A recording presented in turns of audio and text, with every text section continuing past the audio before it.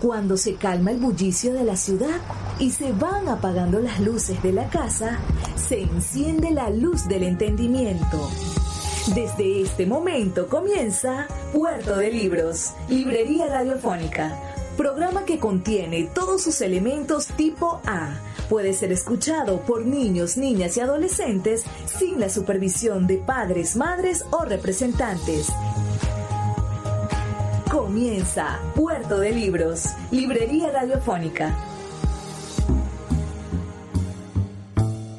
Bienvenidos a Puerto de Libros, Librería Radiofónica. Les habla Luis Peroso Cervantes, quien de lunes a viernes de 9 a 10 de la noche trae este espacio para todos ustedes a través de la señal de la Red Nacional de Emisoras Radio, Fe y Alegría. Hoy estaremos transmitiendo nuestro programa número 150 programas para que usted pueda conseguir buena literatura, libros y todas esas herramientas maravillosas que nos da el saber.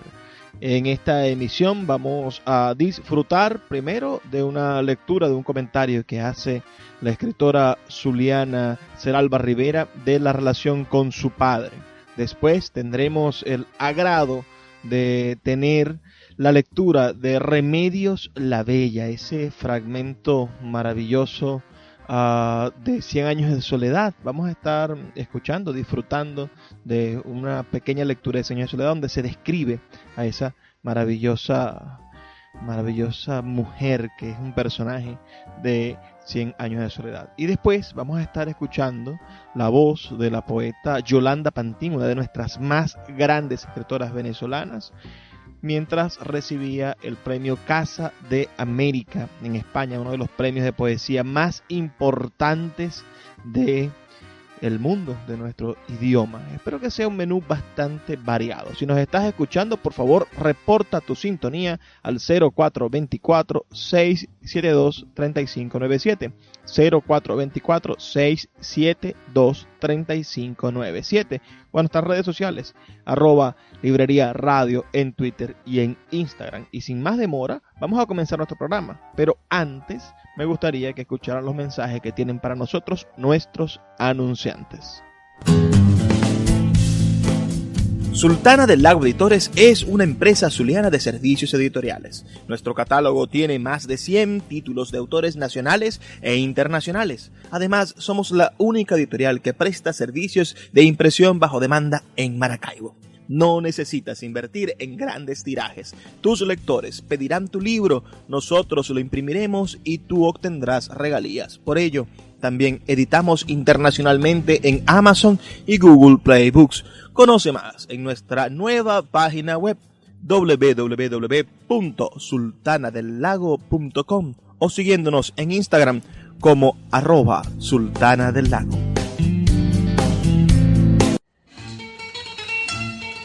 Páginas zulianas en Puerto de Libros, Librería Radiofónica, por Radio Fe y Alegría, con todas las voces.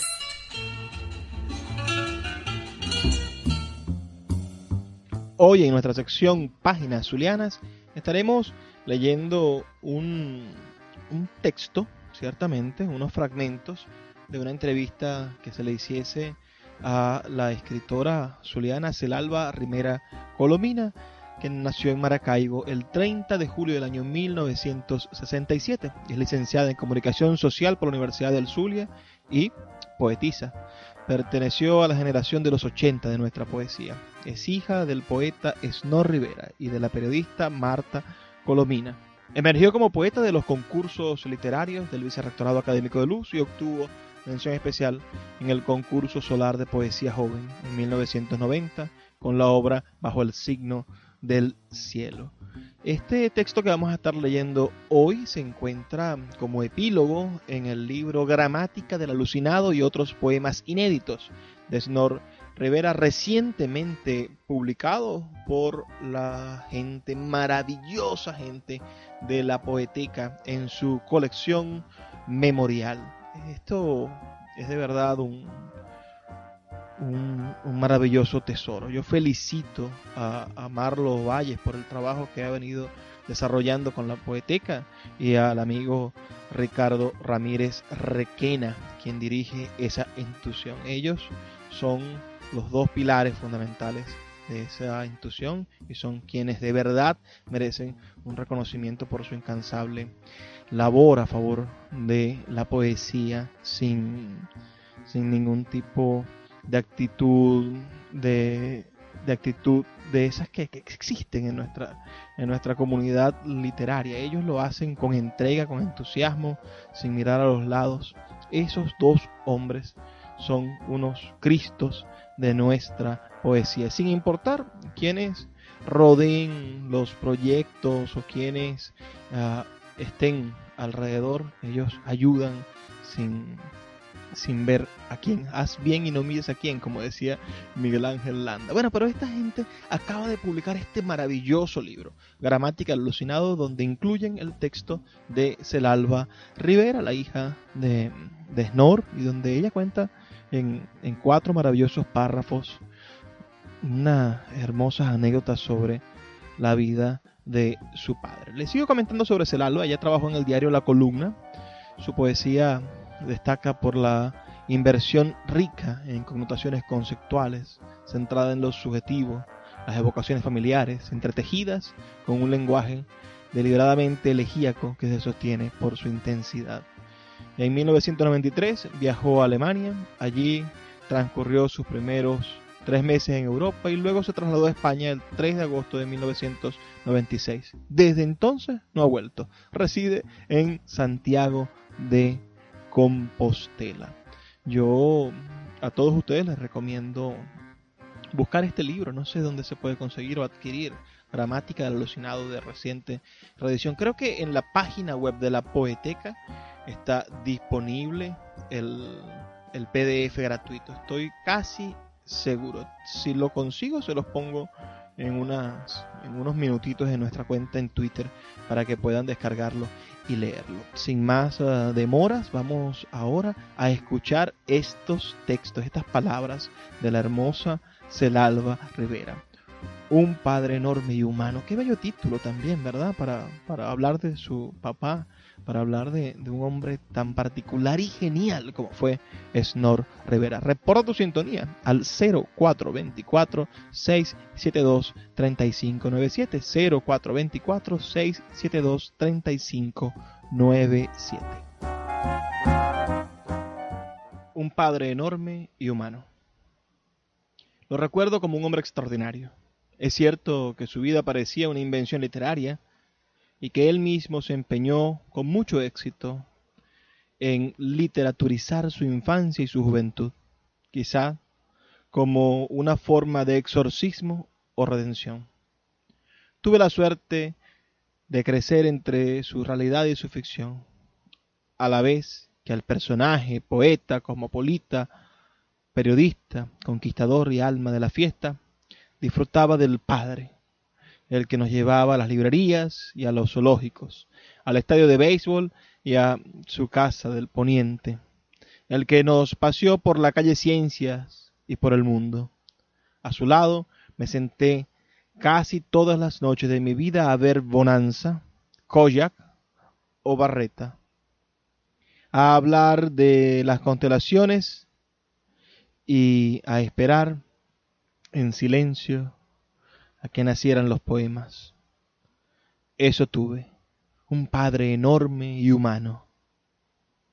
Escribía todos los días, todos, religiosamente, aunque llegase tarde del periódico e incluso después de las noches de parranda. Se ponía el pijama, una bata de seda azul, también tenía otra granate y en los últimos años una cuadros. Se servía el primer whisky Old Parr, Dimple o Johnny Walker, según las épocas, y se sentaba en el sofá del saloncito familiar a escribir. Escribía a mano, con su pluma, en libretas grandes timbradas con su nombre, pero no pocas veces tuve que transcribir poemas nacidos en servilletas del restaurante chino o de mi vaquita, posavasos de bares y facturas. Podía estar en silencio e ir recitando en voz alta, y no era raro verlo escribir con algún combate de boxeo, un partido de béisbol o las carreras hípicas de fondo. Lo cierto es que escribía muchísimo, pero no todo acababa pasado a limpio. Snorr no era usuario, sino un amante del lenguaje, del suyo y el de los demás, de la lengua con mayúsculas, en la poesía, en la docencia y en el periodismo, pero también en la conversación y en la lectura. Pasamos muchas tardes hablando sobre el préstamo de recursos entre el lenguaje periodístico y el literario. Pasó él muchas mañanas de domingo corrigiendo trabajos de alumnos o leyendo textos de concursos en los que era jurado. Esos días amanecía con una pila de poemarios sobre la mesa del comedor y los iba dejando caer en 2 montones al suelo. El de los seleccionados apenas crecía. Mi hermana y yo, debajo de la mesa, leíamos a los condenados y le decíamos: pero en este hay una buena intención, solo para oírlo contestar con su leitmotiv: de buenas intenciones está preñado el camino al infierno. Papá, este autor tiene buenos sentimientos, insistíamos, y él, recordando a Goethe, soltaba aquello de: con buenos sentimientos se hace muy mala poesía. Compra postales, regala flores y dulces y cobres, pero, caray, no escribas poesía. Y no hablaba desde la soberbia, sino desde el amor por las palabras en ese momento dolorosamente traicionado.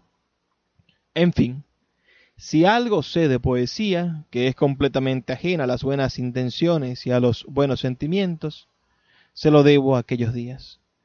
Y si algo enseña su obra, aunque tampoco sea el propósito de la poesía enseñar nada, es la generosidad con la palabra, el acto de amor que es enriquecer el mundo a través de la imagen, la necesidad de escribir intensa y desbordadamente.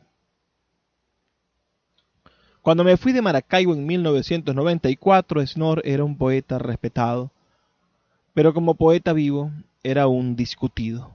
Después de su muerte, con la obra cerrada, o aparentemente cerrada, porque hay mucho material inédito en casa de mi madre, supongo que ya no hay nada que decir en torno a la solidez y monumentalidad de su poesía.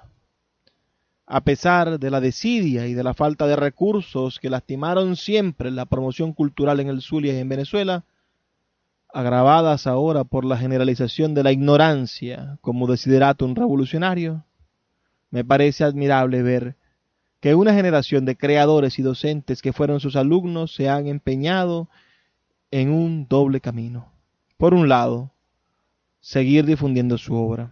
Por el otro, y esto me gusta aún más, tratar el lenguaje poético y la imagen con los recursos estéticos que él nos puso a disposición una y otra vez en cada poema. Esa es la manera de no olvidarlo. Síguenos en @Librería Radio.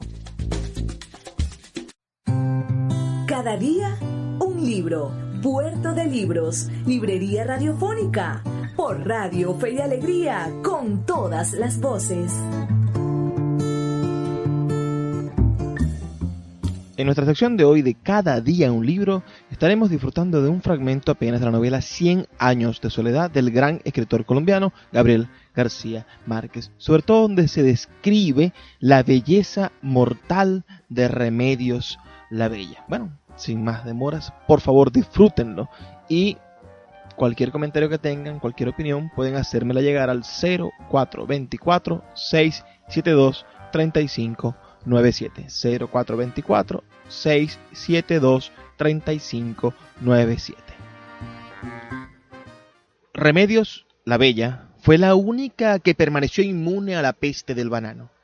Se estancó en una adolescencia magnífica, cada vez más impermeable a los formalismos, más indiferente a la malicia y a la suspicacia, feliz en un mundo propio de realidades simples.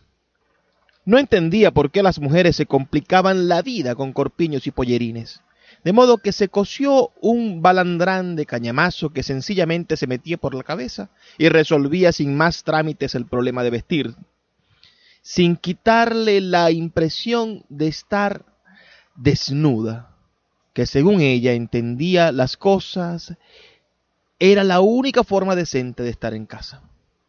La molestaron tanto para que se cortara el cabello de lluvia que ya le daba a las pantorrillas y para que se hiciera moños con peinetas y trenzas con lazos dorados, que siempre se rapó la cabeza y les hizo pelucas a los santos.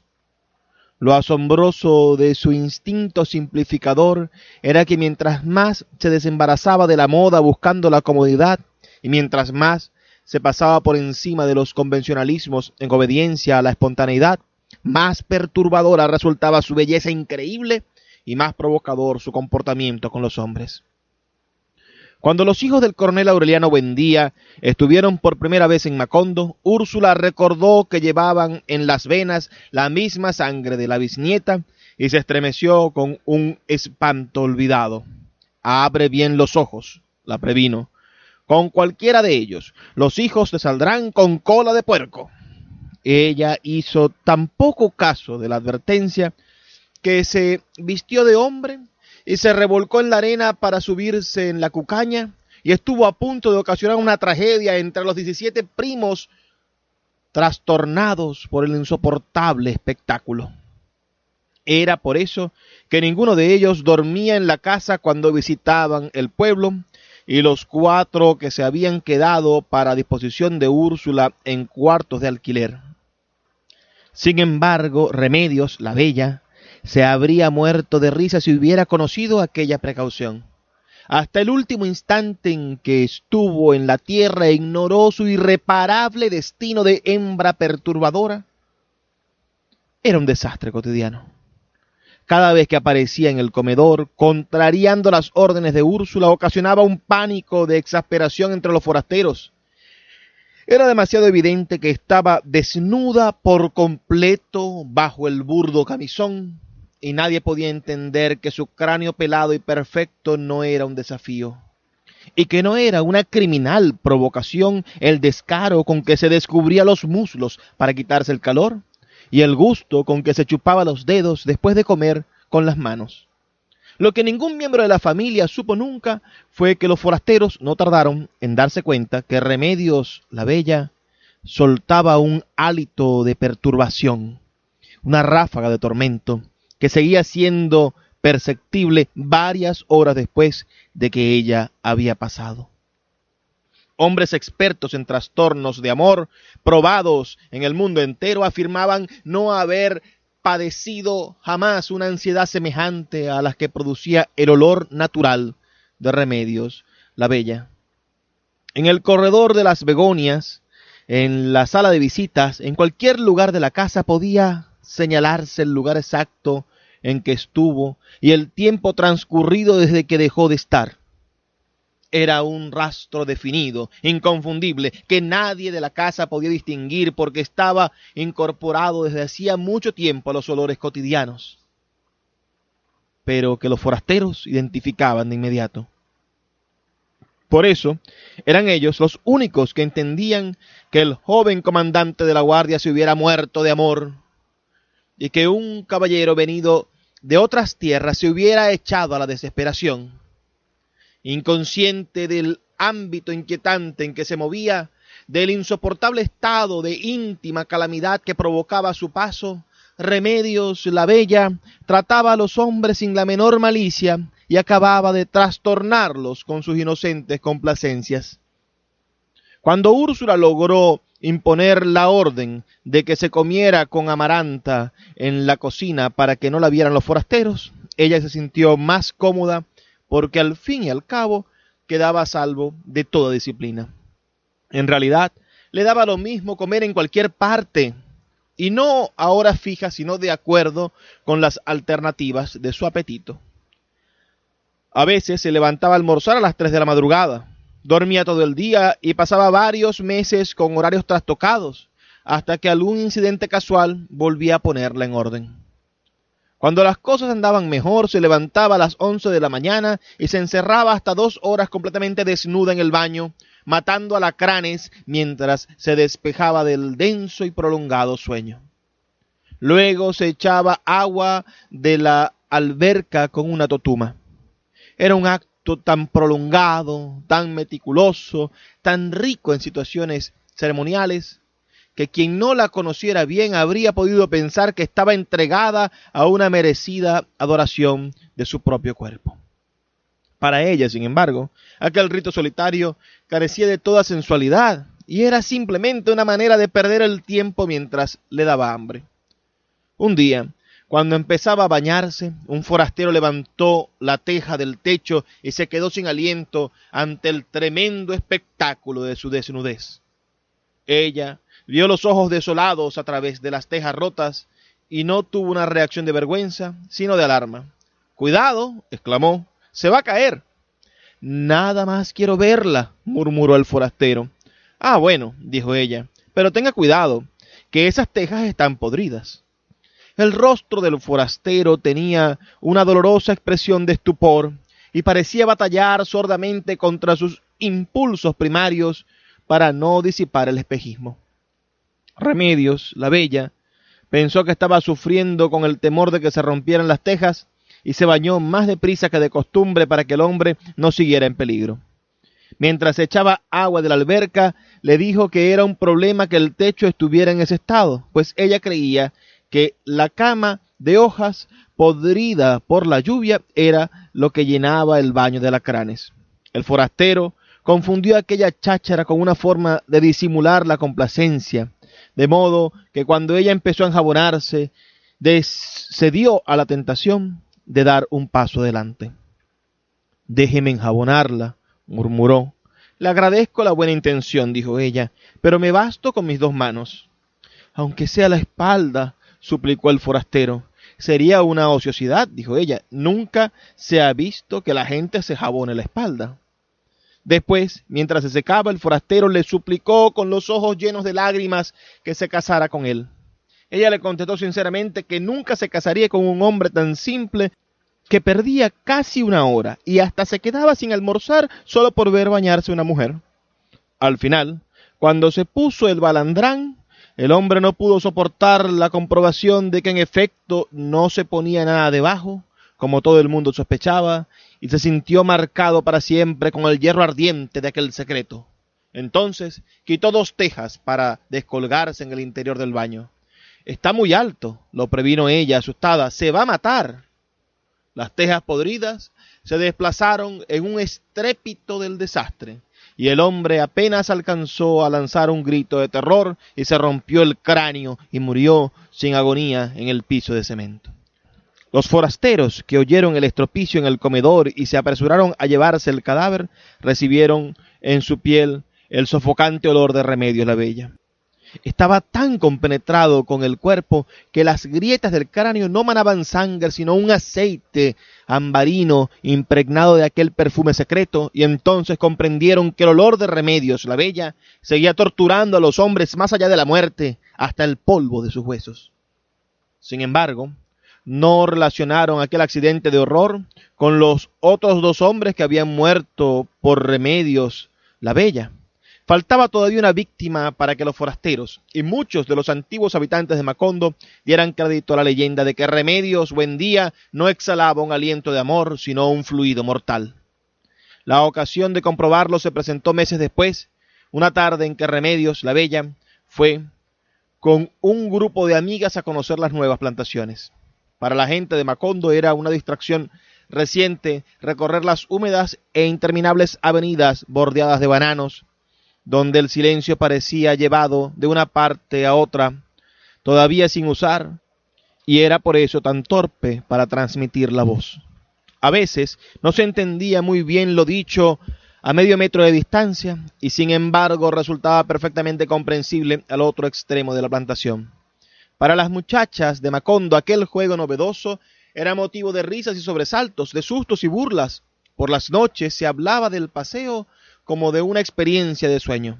Era tal el prestigio de aquel silencio que Úrsula no tuvo corazón para privar de la diversión a Remedios la Bella, y le permitió ir una tarde siempre que se pusiera un sombrero y un traje adecuado. Desde que el grupo de amigas entró en la plantación, el aire se impregnó de una fragancia mortal. Los hombres que trabajaban en la zanja se sintieron poseídos por una rara fascinación, amenazados por un peligro invisible, y muchos sucumbieron a los terribles deseos de llorar. Remedios, la bella, y sus espantadas amigas lograron refugiarse en una casa próxima cuando estaban a punto de ser asaltadas por un tropel de machos feroces. Poco después fueron rescatadas por los 4 aurelianos, cuyas cruces de cenizas infundían un respeto sagrado como si fueran una marca de casta, un sello de invulnerabilidad. Remedios, la bella, no le contó a nadie que uno de los hombres, aprovechando el tumulto, le alcanzó a agredir el vientre con una mano que más bien parecía una garra de águila aferrándose al borde del precipicio. Ella se enfrentó al agresor con una especie de deslumbramiento instantáneo y vio los ojos desconsolados que quedaron impresos en su corazón como una brasa de lástima. Esa noche, el hombre se jactó de su audacia y presumió de su suerte en la calle de los turcos, minutos antes de que la patada de un caballo le destrozara el pecho y la muchedumbre de forasteros lo viera agonizar en mitad de la calle, ahogándose en vómitos de sangre. La suposición de que Remedios la Bella poseía poderes de muerte estaba entonces sustentada por 4 hechos imbatibles. Aunque algunos hombres ligeros de palabra se complacían en decir que bien valía sacrificar la vida por una noche de amor con tan conturbadora mujer, la verdad fue que ninguno hizo esfuerzos por conseguirlo. Tal vez no sólo para rendirla, sino también para conjurar sus peligros, habría bastado con un sentimiento tan primitivo y simple como el amor. Pero eso fue lo único que no se le ocurrió a nadie. Escuchas Puerto de Libros con el poeta Luis Peroso Cervantes. Síguenos en Twitter e Instagram como @Librería Radio. La voz del autor en Puerto de Libros por Radio Fe y Alegría, con todas las voces. Hace un par de años circuló un libro que reúne lo que escribí entre 1981 y 2014. El último poemario de ese recorrido, que llamé País, tropieza con un muro. Todos los caminos en ese conjunto me habían llevado a la cerrazón. Viendo lo que veía en mi país, quise empaparme de la tentación del poder absoluto. Tuve la oportunidad entonces de viajar a algunos países de la antigua Unión Soviética y en el camino, casi siempre en tren, leí lo que pude: poesía, diarios, testimonios de autores nacidos en aquellos territorios. Templé el arco del miedo y hasta más allá del círculo polar ártico, donde están los restos de la flota del norte, llegué con 21 caballos, los 12 caballos azuzados por Malevich. De esa manera, en el blanco sobre el blanco que roza la locura, cerré una parte de mi historial, porque creo como cernuda que los libros hacen un cuerpo. He escrito varios y cada uno de ellos agrega o quita algo al anterior, o se mueve de lugar para mirar lo mismo de otra manera. Lo que quiero decir es que un libro no puede leerse solo, como no puede leerse solo un poema en el conjunto de un libro.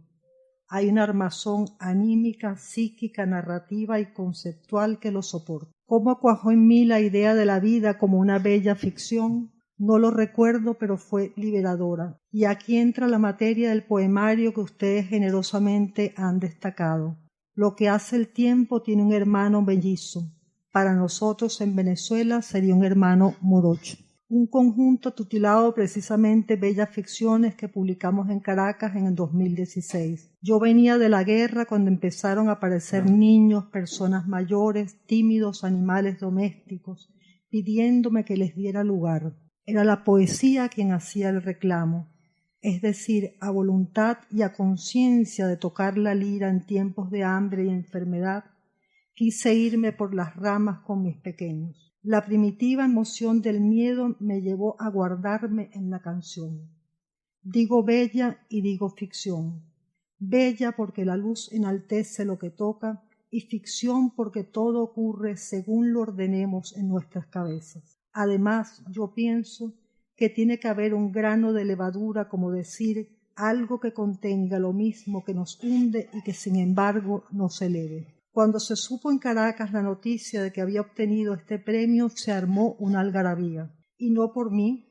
Los lectores de poesía en Venezuela, como en muchos países, no son tantos, bueno, vamos a ver eso, sino por algo que había ocurrido en el colectivo y que me permitía verme delante de una poblada caminando de noche con una linterna que arrojaba un hilo de luz bebida como agua. Era una procesión cruzando un desierto.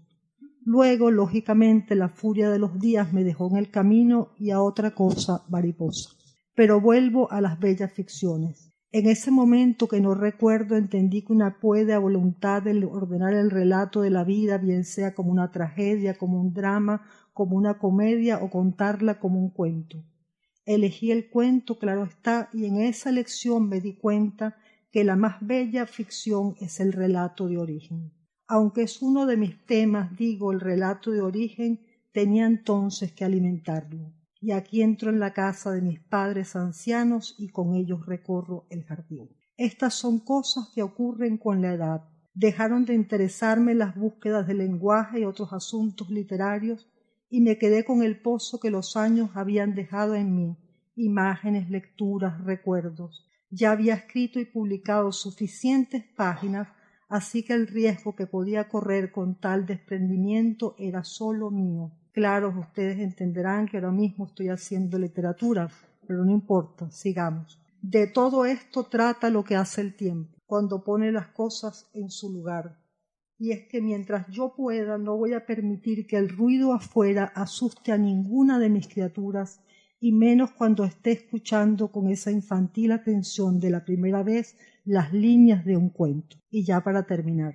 Me honra ser parte de la nómina de autores premiados por Casa de América, algunos de ellos queridos y admirados amigos, personas con las que crecí y a las que les debo mucho. De todos ellos me voy a referir especialmente a Eduardo Chirinos, porque Eduardo está en lo que hace el tiempo. No alcancé a decírselo cuando murió tan joven y tan lleno de gracia, pero estaría feliz con la coincidencia de compartir este podio conmigo, como lo estaba al recordar la antología 10 de Ultramar de Ramón Cote, donde aparecemos junto a otros amigos. Son las cosas que se van hilando, los pequeños movimientos que llevan a alguna parte, como lo que me ocurrió cuando leí un precioso poema de cowboys dejado en su muro por Antonio Rivero Tarabillo, poeta, traductor y biógrafo de Luis Cernuda. No sabía entonces, o sí, que mi otro territorio imaginado sería el estado de Texas donde nacieron mis nietos mellizos. Y quiero dedicarle esta lectura a mi amigo Harry Almela. Le dedico la lectura a Harry porque fue un compañero de camino y un lector siempre, me orientó siempre a lo largo del tiempo y murió hace poco tiempo de un infarto en su pueblo donde vivía. Las mitades. Van por dos caminos con sus cuerpos separados las mitades. Van sin verse hasta que una mitad pregunta y la otra, desde su cauce seco, le responde. ¿En qué piensas? Así, como si no fuera con ella, la mitad de un cuerpo que tuvo su cabeza sobre el tronco se vuelve. No te conozco, ni siquiera sé quién eres. Samural. No está la niña al mar entrando con sus risas, ni está el azul, ni está la vista, ni las sombrillas, ni los surfistas, ni los perros en la playa con sus prisas. Están los carroñeros sobre Caracas, secando, secando, secando. Lo que hace el tiempo. Estábamos viendo al final de la tarde, cuando la luz dibuja los contornos, el esplendor de un jardín que se hizo con los años, como después de tanto los árboles ya tienen su altura y los grupos parecen naturales, salpicados de florescencias. No un Monet, Matisse, el pintor sentado ante un erial de cemento y hojas secas en turmero. El tiempo para ti es una boca, para mí es un relato a pulso con mi madre llevado, aunque su final no sea un misterio. Brutal. Una parte nuestra consanguínea es brutal, la que agarra el machete por el mango para cortar las hojas que no dejan ver el tallo trenzado de la palma, la que conoce la hondura necesaria de los surcos para que viaje el agua hasta las zanahorias, la que descubre por el ruido que hace de ratón al perico entre las ramas, la que espanta a los gatos, la que se sienta en el murito a desentrañar el estado del tiempo de acuerdo a cómo se mueven las hojas o si hay nubes, la que porfía en el saber que nunca se discute, jamás, porque sembramos la tierra. Heridas. Ya las partes que hacían un cuerpo se soltaron. No debieron aflojarse las junturas, pero se desprendieron las ramas quebradizas altas. Nelson con un machete descajando la caoba. Ahora, sueltas de sus amarras, hasta ese punto quedaron sin pudor expuestas las heridas. La herida es de una intimidad espantosa. Crecí con la nostalgia de una obra y sus trazos rápidos de oro con engarces que no vi, obsequio del pintor para la fiesta de boda de mis abuelos. ¿Qué hacer para no herir susceptibilidades si nos parece tan rara?, discutían. En el valle no hay ojos que vean tanto, ni nosotros estamos preparados para dar el salto de lo nuevo. Así que la envolvieron en papel de estraza y con los años la pintura desapareció. Deriva. La cabeza perfecta de mi padre cuando le recorto el cabello y veo el empeño de mi madre por ser ella, la belleza de Natalia, Eugenia, tú también con tus cuadernos, los potros, ese andar en el aire que conozco etéreo, la pintura, los sueños. Frágil.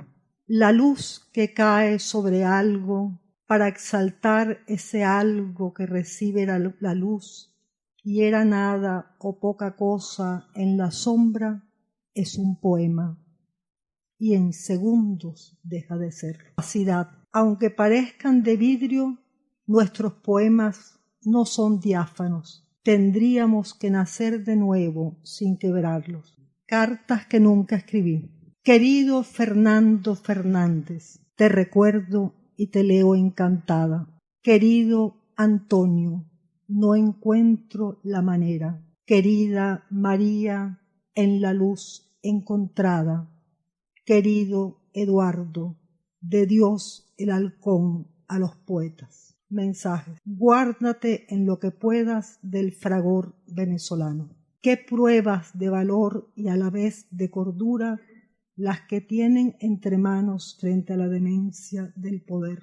Querida mía, que la noche se desagüe hasta que amanezca. El halcón sabrá esperar porque toda poesía demanda su momento. Testimonio. Entiendo la preocupación que te mantiene vigilante, que te hace dudar de todo lo que ves y aún de lo que no escuchas cuando se dice a gritos. El miedo a terminar junto con los ciudadanos de tu país presa de sus campos oscuros. Yo lo entiendo.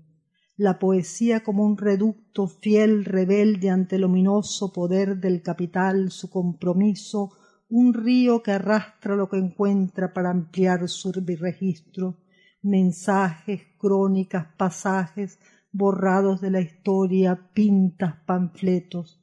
El poeta, un lector, pero el asunto siguen siendo los testigos. Laberintos. En la mesa del desayuno, antes de salir al terreno minado de pobreza y de violencia, nuestro amigo nos cuenta de un naranjal que su familia tuvo en la Florida y que ahora nos ofrece junto con el café. Ramos de azahares en los patios de Nerja cuando era un joven estudiante de Princeton. La casa que fuera de sus parientes está en pie, cerrada pero entera, igual que la abuela mexicana hecha de roble. una casa de madera en el areal urbanizado entre Miami y Tampa. Eran los años 50, nos cuenta, lo que espera de los suyos criar como él lo hizo con esfuerzo una familia honesta. Da clases a estudiantes que no reconoce por su indolencia, seducidos por el chino mandarín, mientras viven encerrados en sus mundos. Presta atención a los silbidos de los aviones fantasmas que no discriminan para asesinar y considera seriamente las amenazas de las guerras que vendrán por el agua. Él mismo está perdido entre sus recuerdos y la realidad, de pie sobre un volcán o en la misma Nayagua de José Hierro. Escuchas Puerto de Libros con el poeta Luis Peroso Cervantes. Síguenos en Twitter e Instagram como @Librería Radio.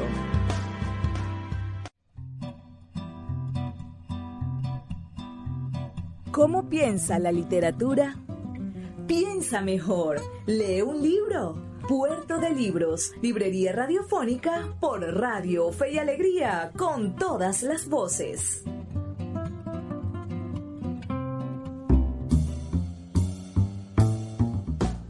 Ya estamos, como ustedes saben, llegando a la última sección de nuestro programa, donde nos dedicamos a reflexionar, porque cuando uno quiere pensar mejor, debe leer un libro y a través del libro conseguir nuevas y maravillosas ideas. Nuestro programa de hoy ha sido por demás interesante. Tuvimos ese relato familiar del gran Esno Rivera. Después nos encontramos con la maravilla del realismo mágico, con esa forma excepcional de García Márquez de presentarnos la belleza de esas Remedios, cuyo solo olor trastornaba. Era una belleza mortal, porque la belleza también puede llegar a ser mortal. Y finalmente nos quedamos con el libro y con la lectura, un fragmento realmente. Faltaron todavía unos 3 o 4 minutos más de lectura, pero por el tiempo en radio y la duración de nuestro programa, debimos primero cortar algunos comentarios y después evitar o dejar por fuera los últimos 3 poemas que leyó la poeta Yolanda Pantín, que es una de nuestras grandes autoras, además una de las más reconocidas a nivel internacional. Después de Rafael Cadenas, de Armando Rojas Guardia, la voz más importante y trascendente de nuestra literatura podría ser la de Yolanda Pantín. Yo sumaría otras voces en esa lista. Sumaría, por supuesto, a Luis Alberto Crespo, quien me parece un grandioso poeta, un gran poeta de nuestra literatura y también muy conocido internacionalmente.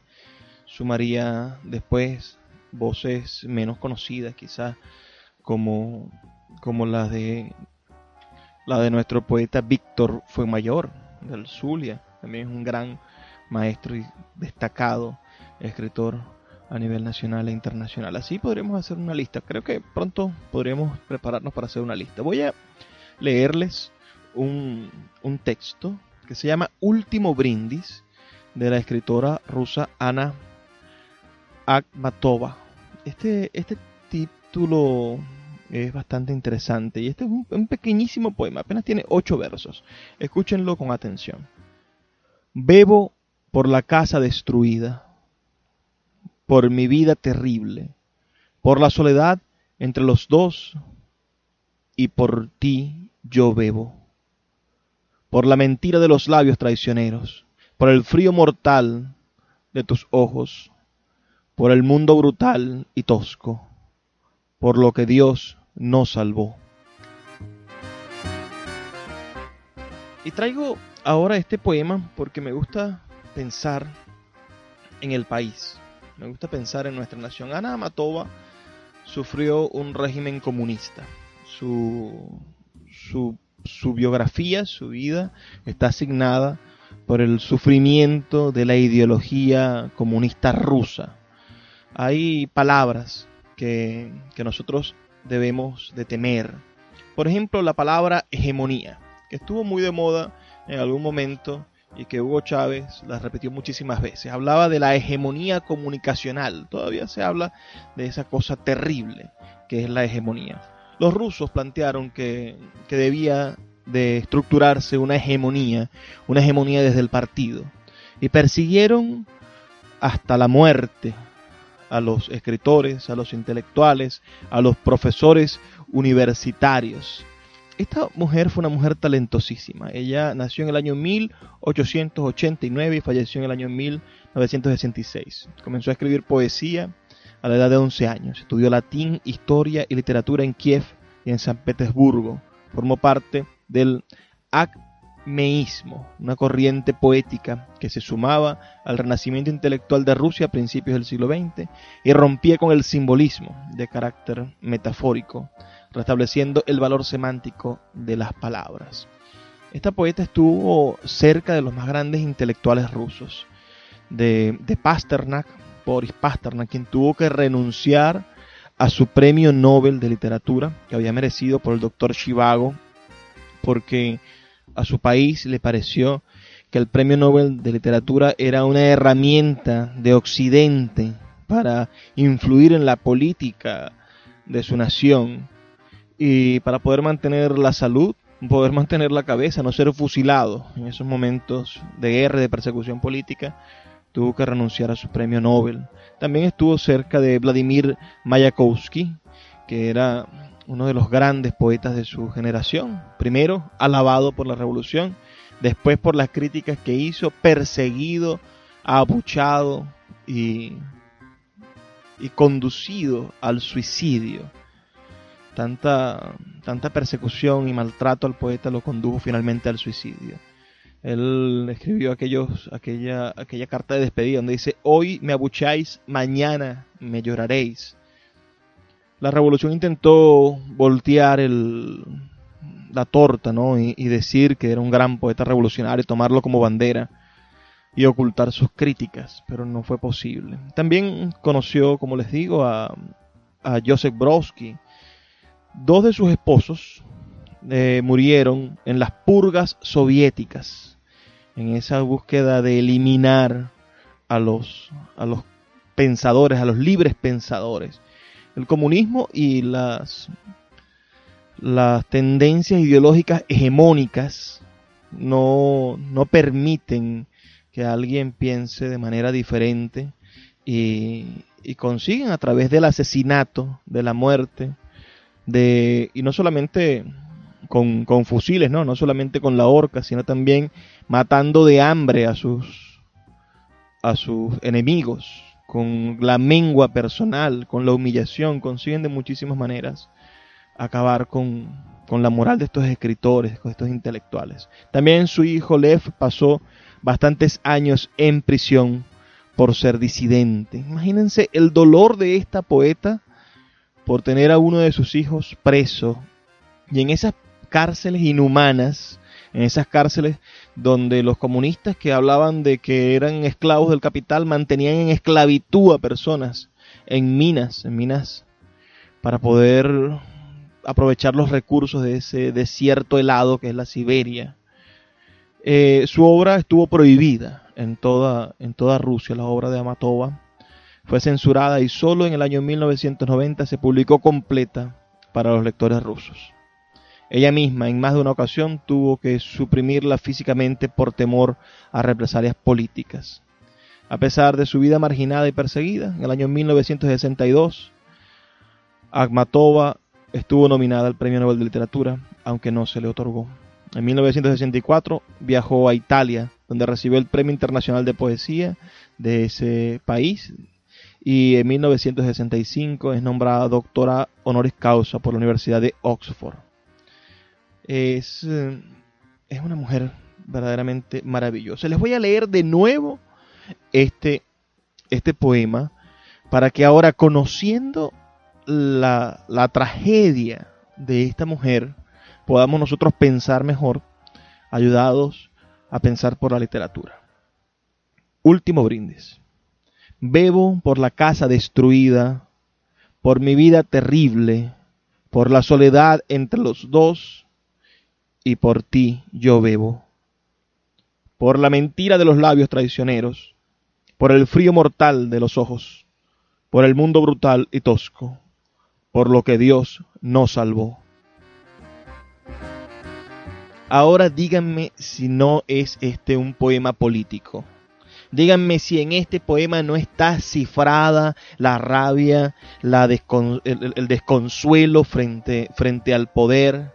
Si aquí no está la voz latente de la denuncia frente al poder, el malvado poder, el poder que desea silenciar, el poder que persigue, el poder que ataca, el poder que tiene, que cuando le arrancas una cabeza al poder le salen 3. Así es de malvada la palabra hegemonía. No permitamos que nos digan, no permitamos que nos impongan una hegemonía comunicacional. La verdad es variada. Los puntos de vista desde los cuales se puede ver un objeto son casi infinitos. Y la lectura, solamente la lectura, nos podrá ofrecer diferentes mecanismos para entrar en contacto con la realidad. Si usted hoy está seguro de algo, está seguro, completamente seguro de algo, le puedo decir que puede estar equivocado. Porque siempre debemos de mantener un resquicio, aunque sea para la duda. Debemos de darnos la oportunidad de dudar. Los hombres inteligentes dudan. La gran literatura no se basa en certezas, sino en profundas dudas. Un poema como el que acabamos de leer, bien puede ser un poema de amor, bien puede ser un poema de despecho, pero con el conocimiento de causa de su historia, nos daremos cuenta de que ese poema es un poema político, de que ese poema es un poema que denuncia la destrucción de un país, de que ese poema es mucho más de lo que nosotros estamos viendo. Cuando leemos a Remedios la Bella, encontramos una denuncia de lo que es el machismo. Si lo leemos con una óptica de liberación, si vemos completo el cuadro de lo que nos plantea García Márquez.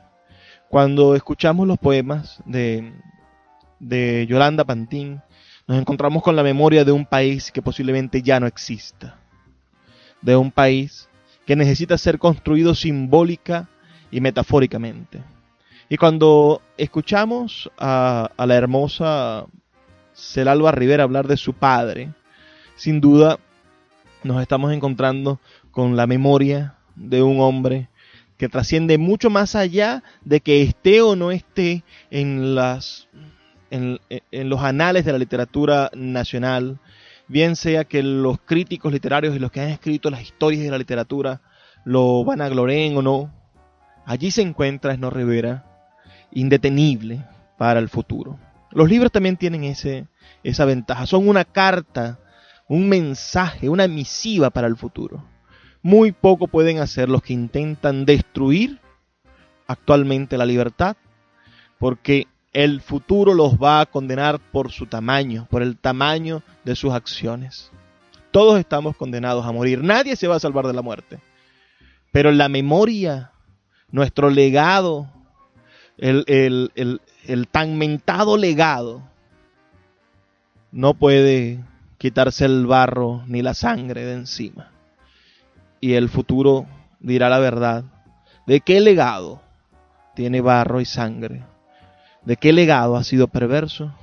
¿Y quién ha intentado decir cosas hermosas en beneficio de su nación? Vivimos tiempos duros, amigos, pero solamente leyendo, podremos superarlos. Me toca despedirme, lo hago siempre invitándolos a que lean poesía. Por favor, sean felices, lean poesía. Sultana del Lago Editores es una empresa zuliana de servicios editoriales. Nuestro catálogo tiene más de 100 títulos de autores nacionales e internacionales. Además, somos la única editorial que presta servicios de impresión bajo demanda en Maracaibo. No necesitas invertir en grandes tirajes. Tus lectores pedirán tu libro, nosotros lo imprimiremos y tú obtendrás regalías. Por ello, también editamos internacionalmente en Amazon y Google Play Books. Conoce más en nuestra nueva página web www.sultanadelago.com o siguiéndonos en Instagram como @sultanadelago.